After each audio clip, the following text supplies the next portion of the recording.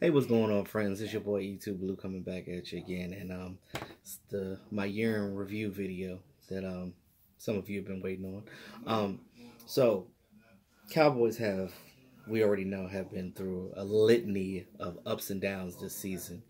Ending the season a 10-6 record, we did win the division and we did go on to the playoffs, but ultimately, losing in the second round. But a winning season nonetheless. And I'm not going to take that away from the Cowboys because, it's not easy making it to the playoffs every year. It's not easy going to the Super Bowl every year. Everybody in this league gets paid. So, it's only one team that wins the Super Bowl every year and two that actually make it to the big game. The Patriots just is one of those franchises that go every year, it seems like. And I know that you guys and me as well are sick of seeing the Patriots in the Super Bowl every year. It gets tiring, I'll be honest with you. But, what can you do at that point? But as far as our Dallas Cowboys go, finished the season 10-6. Won 5 out of 6 division games this year. We only lost one, and that was to the Redskins. And I'll go over that one, but that one was crazy because that one came down to the wire. But I'll get into that. So this whole season was a wild ride. Many ups and downs. We were a team that rallied from 3-5 to win to win 8 out of 9 games, including that playoff win over the Seattle Seahawks. Now that was huge. That was when a lot of fans had a lot of confidence in this team, and we were looking at it like, okay, maybe we could do something this year. Maybe, even if this is not our year, maybe we could get farther into the playoffs. So that's what the mindset was at that point. It all came to a crashing halt when we lost to the Rams in LA, 22-30. It just seems like C.J. Anderson and Todd Gurley was just gashing our defense. They were just running all over the place. I mean, they had over 100 yards apiece running on us, and no other team has done that to the Cowboys that season. It's just, you just look at that and you're like, how did they let that happen? But, it's all about making adjustments, and hopefully that, next season we can do better with that on both sides of the spectrum.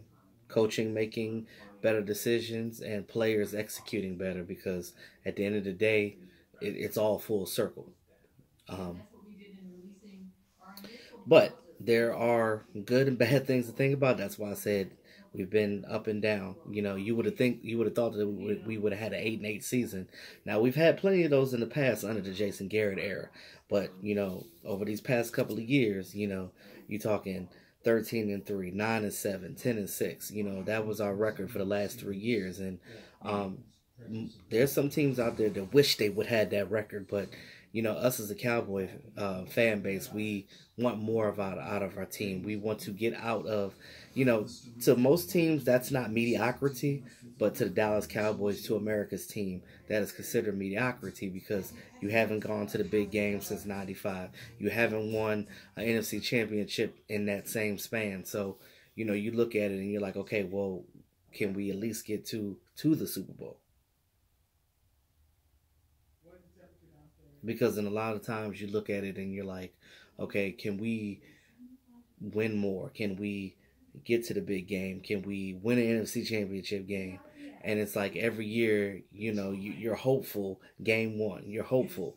Every year, training camp comes around. It's a whole new season, different players on the team. There might be different staff, and it creates a dynamic for you that just makes you feel a little better about where you're going in the future.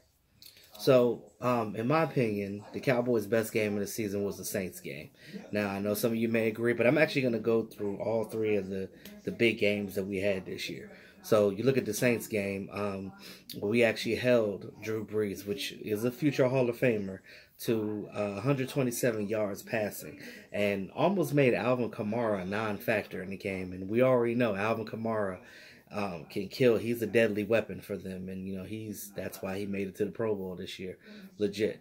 But he didn't go. Well, he did. He was there because the Saints didn't make it because that call against them too. So it looks like the Cowboys aren't the only ones that have biased stuff against them. I mean that play call in that Saints game was ridiculous when they played the Rams. But that's neither here nor there.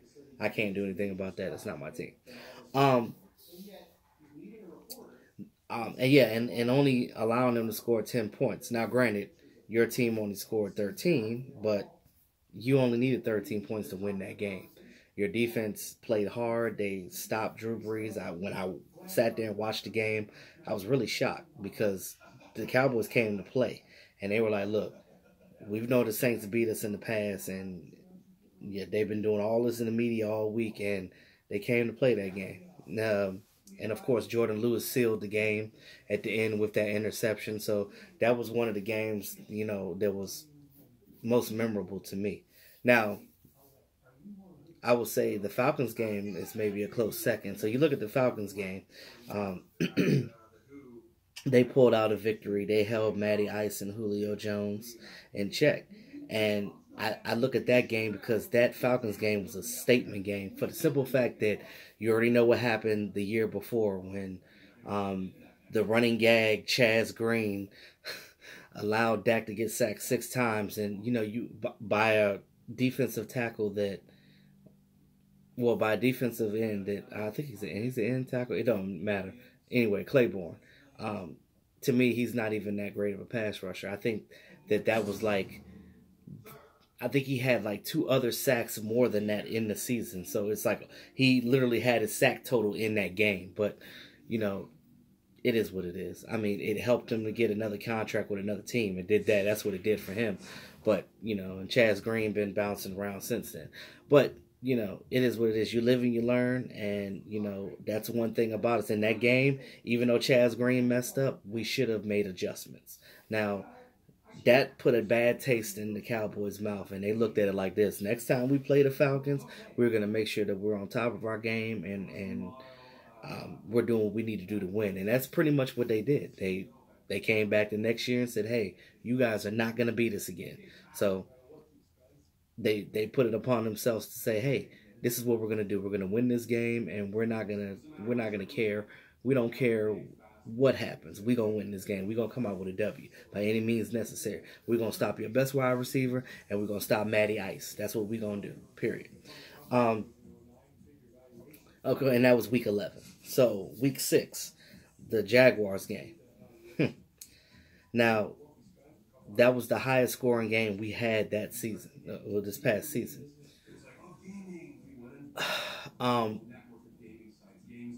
I would have never thought that we would have scored 40 points on the Jaguars. That week, at that point in the season, the Jaguars were pretty much rated the best defense in the league.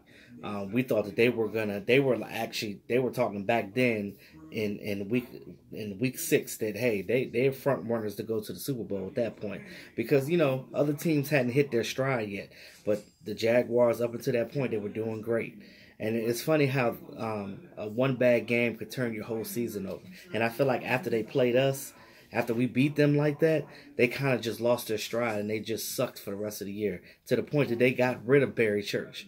I mean, it was crazy. Like I've never seen anything like that happen before.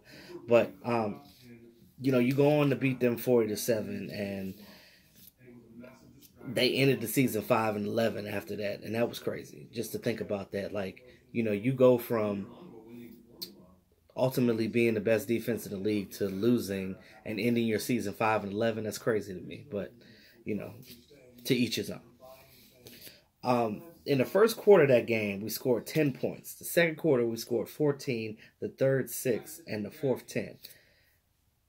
Now, that's offensive production throughout the game. Cole Beasley had a good game. And see, one of the things that got me on that game is the simple fact that we utilized our offense. We played players. We utilized Cole Beasley, the slot guy. Because at that point in the season, you didn't have Amari Cooper yet. So how were we able to score 40 points on, at that point in time, a great defense, but then you fell flat on other teams? Doesn't make sense to me. That was the inconsistency in the play calling and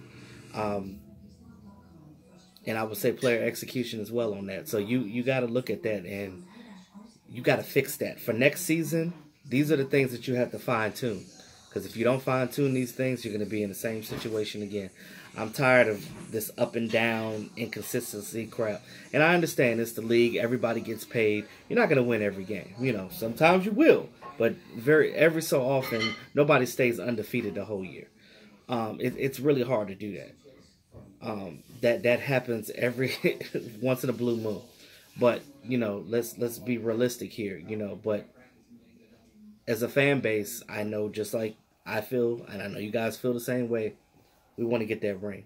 And you have a young cast of characters right now with Dak Prescott and Ezekiel Elliott, and you got Amari Cooper on this team, and now it's time to build this young roster and make it even better. And it starts with calling better games, because I guarantee you we have the players to do it. They just have to be utilized, and that's one of my biggest issues. We've had players that sat on the bench, and I'll get into that at the end of the video. So let's talk about from beginning to end. So you look at week 1 when we played Carolina. That was a loss, 8-16. People just looked at that game as, okay, it's the first game of the season. Dak doesn't have a number 1 receiver. He's still learning his receivers. We're still trying to figure things out. So, you know, then you come back week 2. You beat the Giants. You beat the Giants 20-13. The first drive of the game, you throw a deep pass to Tavon Austin for a touchdown. Now, at that point, I was like, okay, Tavon's going to have a good year. Then you turn right back around the next week and you drop a goose egg to the Seattle Seahawks 13-24. This is that inconsistency I'm talking about. Now you're starting off 1-2 and you're like, okay, what are we going to do? You know, it's still early in the season, so there's no time to panic. Week 4, you play the Detroit Lions. You beat them 26-24. The biggest threat that they had there going on was Golden Tate, and you had to worry about Matt Stafford gunslinging the ball around. And, you know, a lot of analysts at that point was thinking that the Lions were going to beat us because they didn't think that we can handle his offensive production.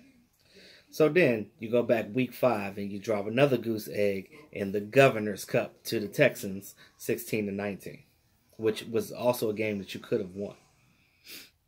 Again, game time decisions. A lot of that makes a big difference when it comes to trying to when it comes to winning and losses. Week 6, I've spoken this, the Jaguars game. You come back and you beat them 40-7. Where the hell was this offensive production the week before? So my whole thing is the inconsistencies, because the plays that were called were very different. And I understand that week to week, when you play a different defense, when you play a different team, it really depends on who you're playing, because everybody has different skill levels on their defense that you're playing. You have the game plan for that. But again, you still have to utilize players, and I'm still consistently seeing players that are not playing and that are not being used, and that's the bottom line. And in that Jaguars game, you use players more than you normally did, and then all of a sudden they disappear after that. Week 7, Cowboys come to D.C. They play against the Redskins at FedEx Field, Landover, Maryland, which is actually 15 minutes from where I live. They dropped the goose egg. Well, not really a goose egg. It was a close game, and I feel like that Brett Maher kick, and that was the game where they said that the holder twitched or whatever the ball, and it was a penalty or whatever. That's that crap. 17-20, we lost, and the boys, my Cowboys conglomerate, we were all there tailgating. So just seeing the Redskin fans and them walking past our tent area, talking about Dallas sucks, this and that. I'm like, okay, you won.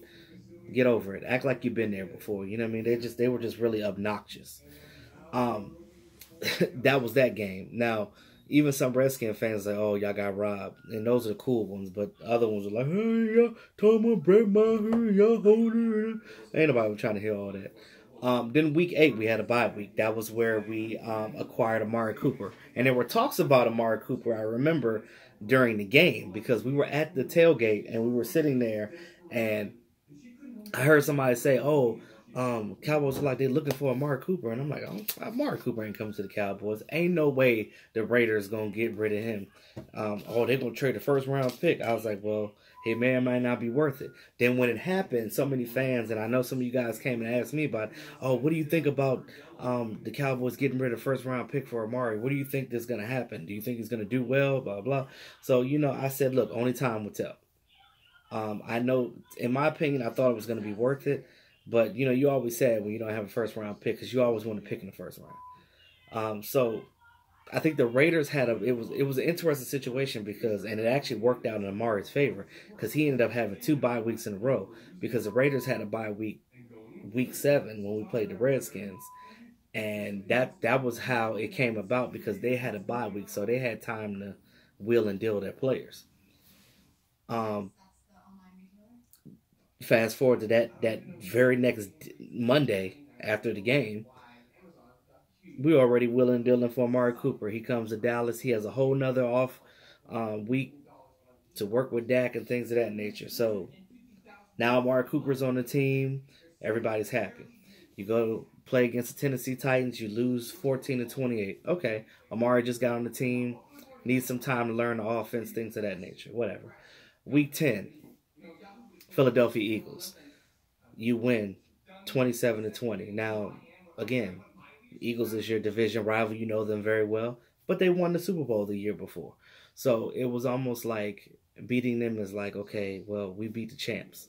And, you always want to win your division games because it helps you in the end when it comes to seeding and wild cards and stuff for the playoffs. So those things help. I think that Eagles game, that first Eagles game was the game where Amari Cooper was fighting with Rasul Douglas, and was it that one or was it the second one?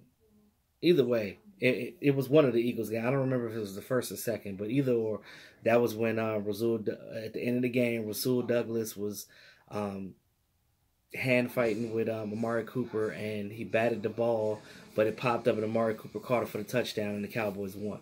Now, and I think it was that game because it was 20. It was the score was 27-20, so it makes sense because it was a tie game. One interesting thing about that game is this: Linehan kept calling the same 2 routes for Amari Cooper, and the defenses were figuring it out, and they were playing too aggressive on it. And Amari Cooper said, "Hey, I could beat this guy if you just give me a post. Don't give me any more stop routes. Give me a post." So Amari Cooper said, "Hey, forget what Linehan's saying. Let's run this play and let's see how it works." And somehow it worked, and they ended up winning that game. So at that point, if I were Linehan at that point, what he should have done, should have pulled the stick out of his ass and realized, hey, maybe I should actually listen to my players sometimes, because if they're seeing something on the field that maybe I'm not catching, maybe we can do something for that. And that's the reason why I think that Kellen Moore is going to be more than okay being offensive coordinator, because he's going to be able to listen to what the wide receivers and Dak Prescott is saying. He would actually listen and take heed to it. Linehan's not doing that. So that's why I think that Kellen is going to be a little better than what Linehan was. But, only time will tell. We'll see what happens. So you go to week 11. I mentioned this, Atlanta Falcons. You beat them 22-19. You hold Matty Ice and Julio Jones in check, and you get out of there with that win. And then you got the talking heads talking, oh, the Cowboys beat the Falcons. Week 12, you play the Redskins again, but this time you beat them at home, 31-23. Week 13, I spoke on this game too, the Saints game.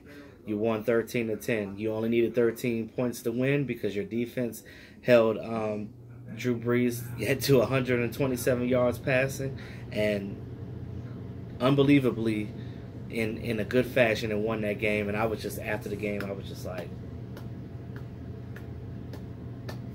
and it was a primetime Thursday game, so everybody was watching it.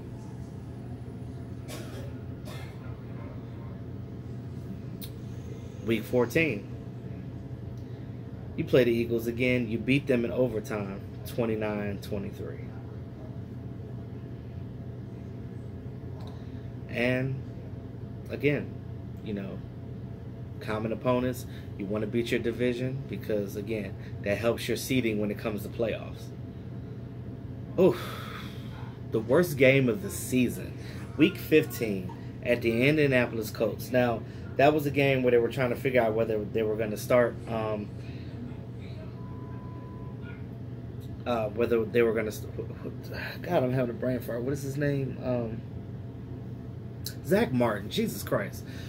They were trying to figure out whether they were going to start Zach Martin because he had that, you know, he was dealing with that knee injury and everything.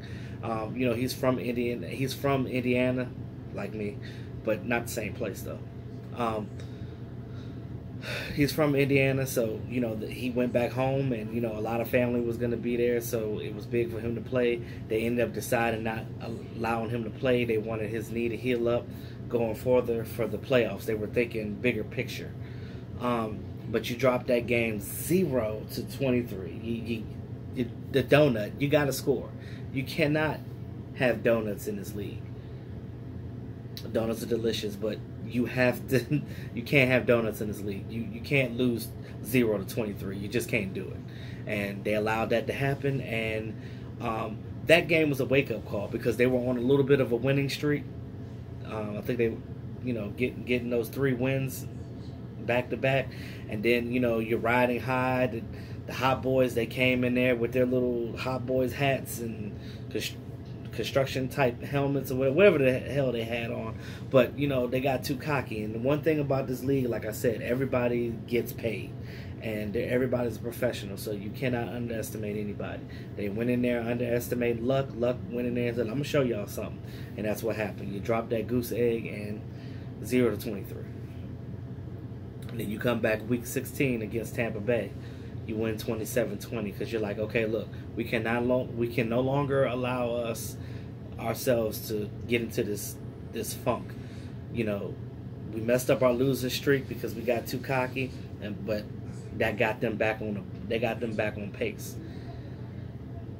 And then you end the season, the last game of the season, week 17 against the New York Giants. You beat them by 1 point, 36-35.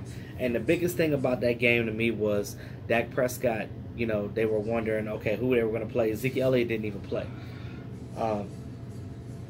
It's been a lot of speculation that Dak can't do anything without Zeke, but he proved it in that game that he could. Dak Prescott put it upon himself and said, hey, I plan to play this whole game because I think that we need this momentum riding into the playoffs. That is what you want in your quarterback. You want those leadership abilities. You want that guy that's going to go out there and be like, this is my team and this is what I'm going to do. Point blank. So you end the season with that. You go to the wild card round. You play Seattle Seahawks. You win 24-22. Riding high. Everybody's like, oh, we could do something. You go to the LA Rams and you go to the LA Rams and you lose 22-30. And, you know, like I said, defense dropped the goose egg on that. They've been playing all year. Nobody saw that coming. But again, you got to get the offense. I think that going forward, this offense has to average more than 21 points a game to, you know, consistently win in this league. These are the things that you have to do, period. Now that Linehan is gone, there's no excuses. Jason Garrett has to get the troops together. Whatever he does when he implements his plan during the week, it's going to be a mixture of Kellen Moore, John Kitna, and Doug Nussmeier. Those 3 guys are going to be the ones helping Kellen Moore with the play calling, and they're going to be all in. You're probably going to hear some things from Sanjay Lau, and they're going to listen to players' insight too. I want to see us have a little bit more creativity with this offense. And one of the subscribers, I forget who it was, I'm sorry, mentioned to me about, oh, if it's the same old playbook, it's not going to work. Well, not necessarily. I'll put it to you like this. Linehan did not use the whole playbook. See, the playbook is like the Cheesecake Factory menu. It's all over the place. So, but there's stuff in the back, them pages in the back that they didn't even get to. So you look at what they have here, and these are the plays that they were running. He just had set things. Remember what I said. He only had Amari Cooper running 2 types of routes. But there's 4 to 5 on the route tree for the X and Y. So, but you're not utilizing that. And I don't care if he just came on the team. He's a great route runner. He can catch it. He can get it. So, again, it's all about having confidence in your players. They didn't use Rico Gathers. They did not use Jameis Olawale. They didn't use Rod Smith that much. And I'm telling you, Rod Smith is not a bad running back. We've seen what he did in 2016. What happened? You use your players before and you're not using it. You have a fullback that's a triple threat. He can pass block, he can run the ball himself, and he can catch out the backfield. There's so many things they can do to create space. Screenplays. That one game, I forget which game it was, but we had that one time we had a wheel route on the offense. Wheel route to Ezekiel Elliott 20 yards down the field. Come on now. Come on. Come on. Just do the right thing. That's all I ask. But, you know, that's all I have for you guys. So that's my year in review video. Hope you guys enjoyed it. Again, we had good and bad this season, but we know what we have to get better at this off season. In the next video coming, I'll be talking about free agency and the guys. We have a whole list of guys, restricted free agents. So let's see what we do. But the first thing on the list is DeMarcus Lawrence. Got to get him signed, because what I believe is the Dallas Cowboys are not gonna. They're gonna sign in-house. They're gonna sign their star players, and they're not gonna get big on free agency. So don't look for a big free agency guy. It's not gonna happen. So, with that being said, y'all, thanks again to all my subscribers. This is your boy E2 Blue signing off. Holla at y'all soon. Have a great evening.